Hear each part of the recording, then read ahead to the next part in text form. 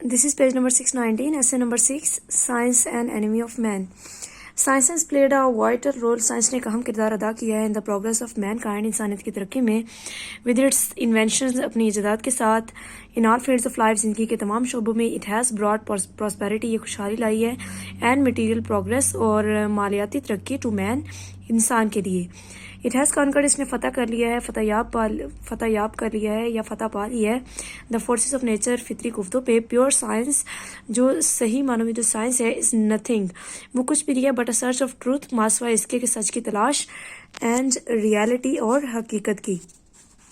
The scientific spirit, वो साइंसी जज्बा, which is nothing else, जो कि कुछ भी नहीं है, but the spirit of rationality, अकलियत. रैशन कहते हैं अक्ल को, अक्ल, समझ, बूझ, फहम, फरासत, एक जो चीज़ों को अंडरस्टैंड करने का एक स्पिरिट है, उसके अलावा कुछ भी नहीं है. इंक्वायरी, जुस्तजू का, एंड मेथड इज़ एक्सीलेंट, और जो इसका तरीका है वो आला है. Nobody can condemn it, कोई भी उस पर लानतान नहीं कर सकता, उसको बुरा नहीं कह सकता. However it is the application of science, ताहम मसला क्या है कि जो इसका इतलाक है, जैसे हम इसको लागू करते हैं, विच इज़ रिस्पॉन्सिबल, जो कि ज़िम्मेदार है, टू गिव कम्फर्ट, तस्कीन देने के लिए, आराम देने के लिए, और सफरिंग टू मैन काइंड, या फिर उनको तकलीफ पहुंचाने के लिए.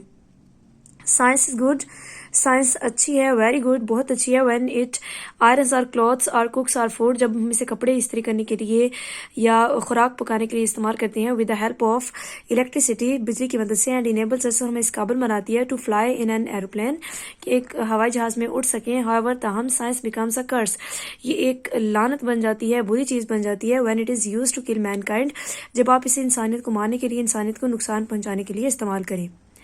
इट इज़ ट्रू, ये सच है, दैट अ साइंटिफिक इन्वेंशन, के एक जो साइंसी ईजाद can never be blamed for the tragedy, किसी भी अलमिया के लिए, हादसे के लिए, बुरी चीज़ के लिए आप इसको जिम्मेदार नहीं ठहरा सकते, ऑफ मैन, इंसान के. आफ्टर ऑल, बहरहाल, एन एटम बॉम्ब, एक जो एटम बम है, does not explode of its on accord, अपनी मर्जी से नहीं वो फट जाता.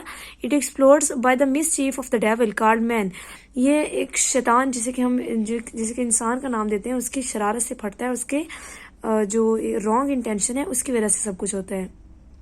There is nothing wrong fundamentally with atom bomb और हाइड्रोजन बॉम्ब. अगर हम एटम बॉम्ब या हाइड्रोजन बॉम्ब की बात करते हैं तो बुनियादी तौर पर उसके साथ बुरा मतलब कुछ भी नहीं है. The spirit of science, science की जो उसकी रूह है, जो उसका एसेंस है, is very beneficial and helpful, बहुत फ़ायदेमंद और मददगार है.